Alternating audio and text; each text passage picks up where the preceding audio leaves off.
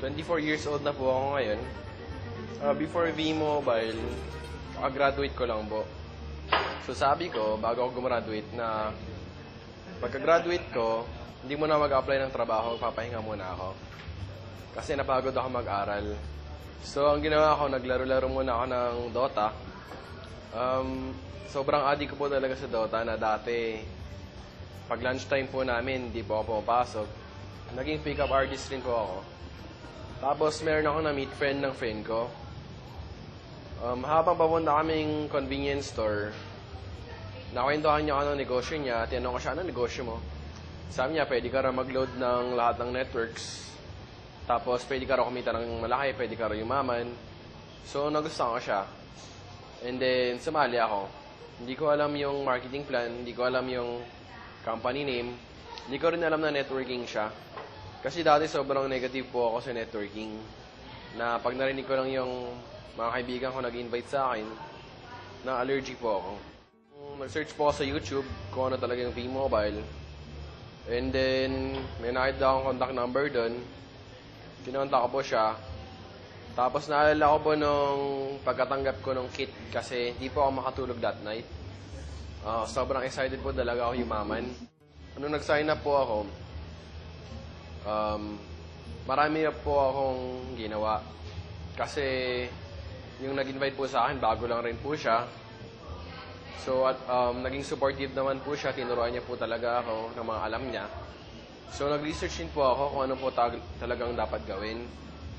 Marami po akong tinry tulad ng flyering. Nag-door-to-door po ako sa mga tindahan. Nag-explain ako. Tapos, yung sa mall po, kinakausap ko po mga hindi ko kilala.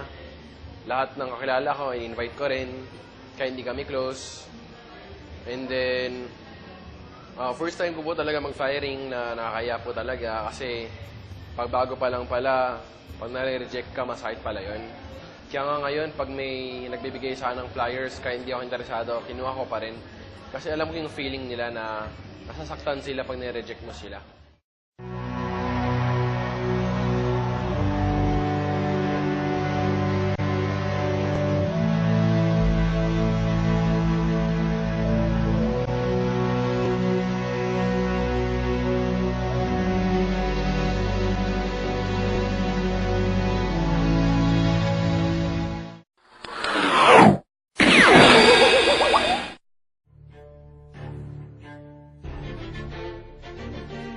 Marami po ako na-experience tulad ng nag-travel po ako mag-isa, out of town, and then di ko po alam kung may sasali o hindi.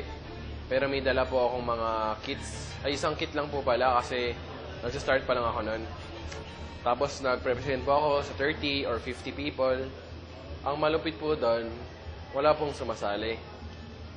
Pero at that time, sabi ko, kahit pagod na ako, gutom na ako, sabi ko okay lang kasi alam ko naman mga successful people, nahirapan talaga sila nung simula.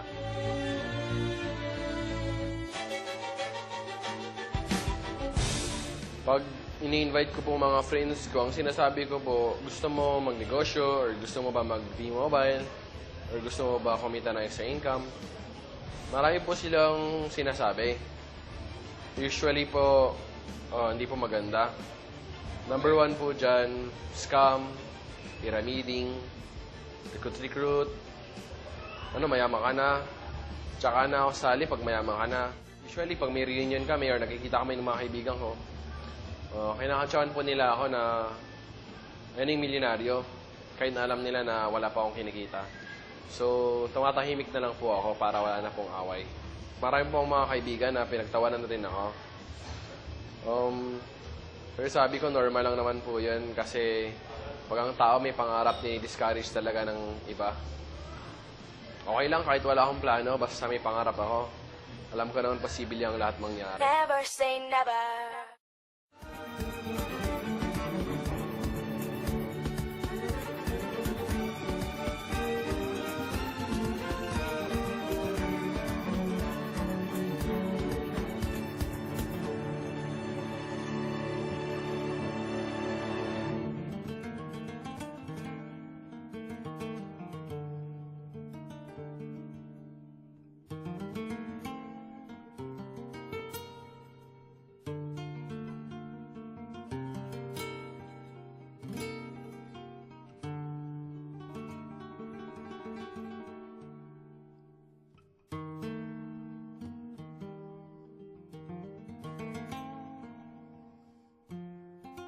di lahat ng sumasali is nagiging active. Tapos, yung iba, sumali lang, tapos hindi naman gumalaw. Yung dati po kasi wala pa pong office sa Davao. And mini-meet up ko po sila sa McDo, sa mall po. Minsan po, meron po ako pang bili ng snack nila. Minsan naman po, wala po akong pera, extra pera, para pang bili ng pagkain nila. So, nagpe-present lang po ako sa McDo. Doon po sa labas para hindi po ako sitahin.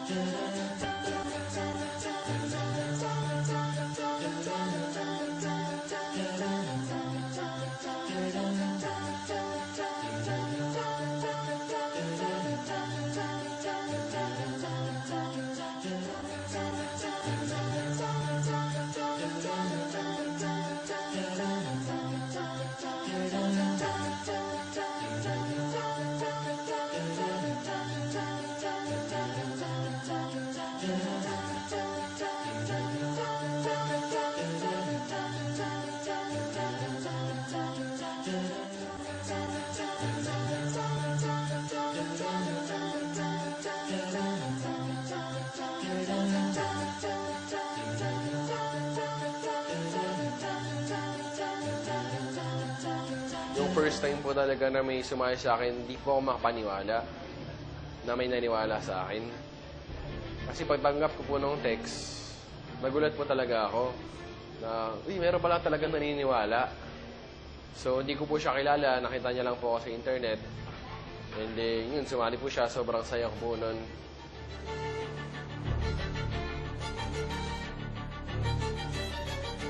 Natutunan ko rin na hindi mo pala kayang pilitin ng tao na yumaman. Kasi dapat siya mismo gustuhin niyang yumaman. Kasi kahit anong gawin mo, kahit i-drag mo pa siya sa office, drag mo pa siya sa training, pag ang utak niya na sa ibang bagay, wala ring mangyari. Gwapo po ako dati, mas lalo po ang gumapo ngayon.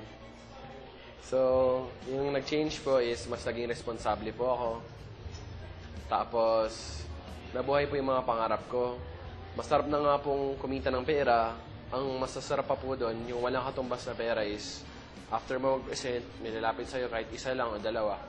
Tapos sasabihin nila na, salamat sa'yo, nabuhay yung pangarap namin.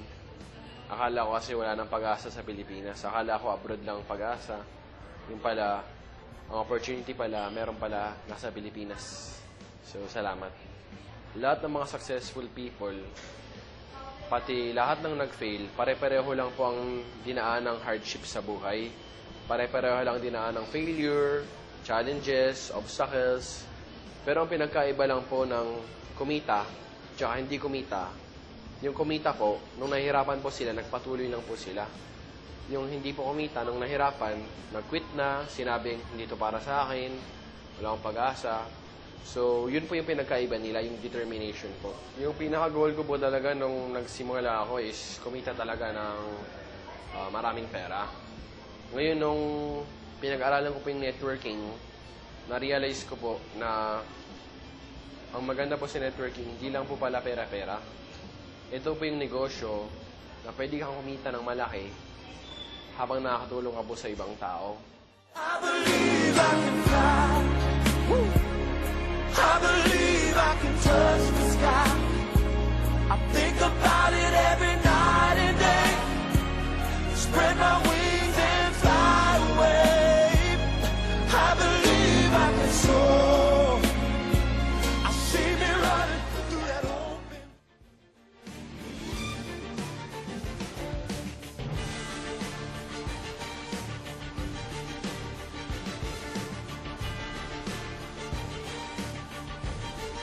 Si Macau po, siya po yung isa sa mga una kong leaders. Actually, pinakilala lang po siya sa akin ng yung isa sa mga una ko rin pong downline na ka-office mate niya. Sabi po ng ka-office mate niya, meron akong kilala na mahilig sa networking. So, pinakilala niya po ako kay Macau. Nag-meet po kami sa coffee shop na.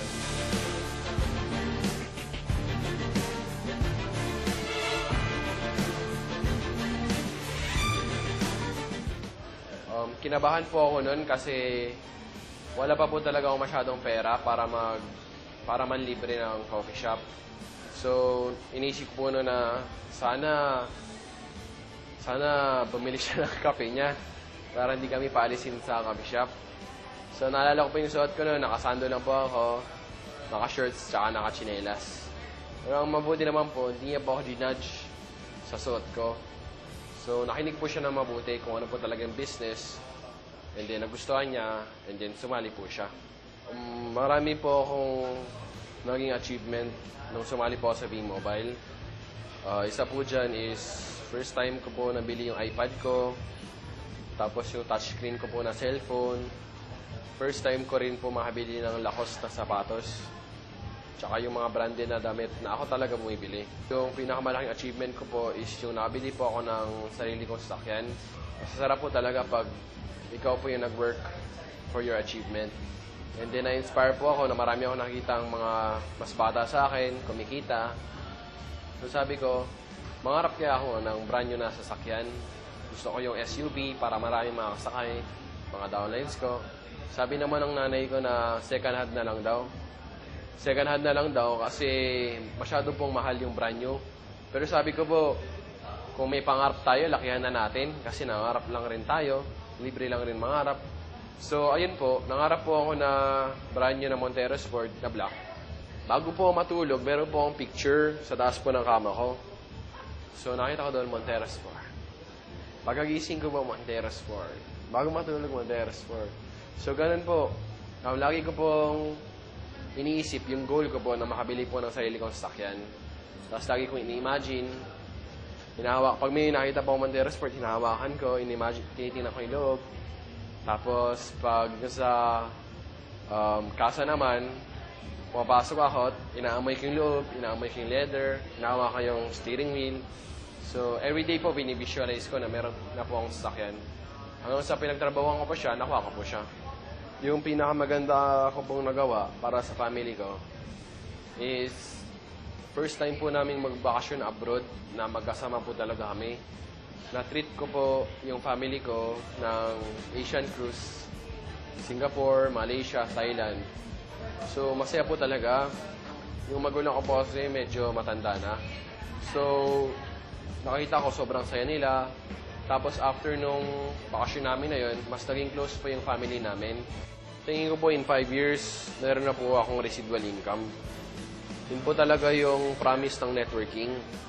Kaya po willing kami mag-sacrifice ng malaki. It's because of residual income. Residual income po, ibig sabihin, magtatrabaho ka sa simula. Like 1 year, 2 years, 3 years, or 5 years. And then after nun, pag na-establish mo na po yung group mo, pwede ka na pong kumita kahit wala ka pong ginagawa literally.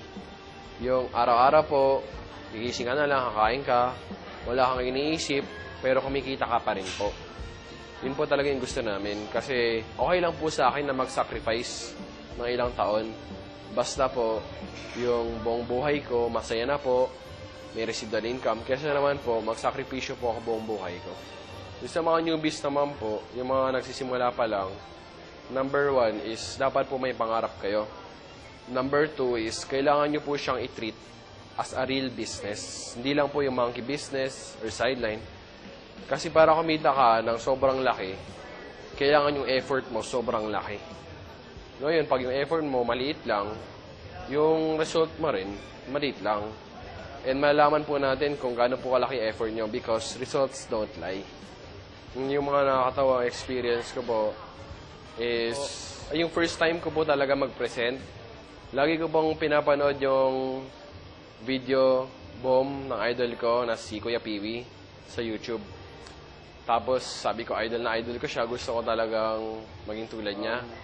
Tapos merong opportunity, ako nag-present sa office dito sa Davao. Akala ko po talaga na memorize ko na lahat. Mga jokes niya, mga linya. Yung pala, pagpunta ko sa harap, iba po talaga. Tapos kinabahan po ako. Muntik na po ako maihi sa brief ko. Sa kaba. Yung crush ko po sa downlines ko,